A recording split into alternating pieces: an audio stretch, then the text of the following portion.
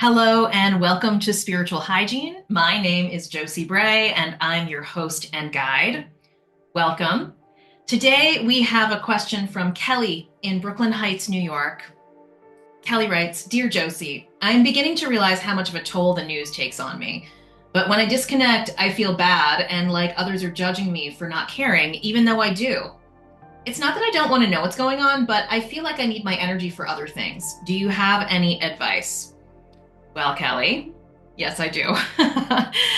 I've recently just gone on a complete media fast. I have stopped watching the news, I've stopped reading the news, and I can't tell you for myself how much better I feel. You know, I hate to say this, but it's extremely profitable for us all to disagree. And there are a lot of people and forces out there that are really trying to get us to all just fight with each other. That's not to say that these issues aren't important, but I really do believe that if we spent more time connecting with each other, connecting with our neighbors, moving slowly, having thoughtful conversations and listening, that we would actually get along much better than we think we would. And the news is really designed to make us afraid, you know? Because if we're afraid and if we're accusing other people of being the problem, then, well, we don't have to look at who really has the power, you know?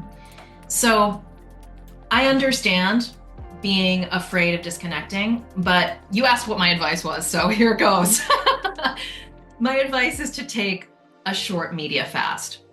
What I did was I just started with one day and I said, I'm not going to read the news today. And then the next day, I said, okay, that went okay. So the next day, I'm not going to read the news the next day. And then I just kept people around me. You know, I have lots of loved ones around me who do pay attention. I'm not trying to be Pollyannish. I'm not trying to bury my head in the sand. I just know that for me, the amount of attention I was giving the news was making me sick. So I would say, try taking a little break and maybe make an agreement with your loved ones that if something is happening that feels really dangerous to you specifically, that they'll tell you, you know? And otherwise, you could just take a break, or you could decide you're gonna take a break for a week and then go back to it after a week and then see how you feel and see if you feel like, oh, was I really missing out? Was there really something awful happening that I really should have stayed on top of?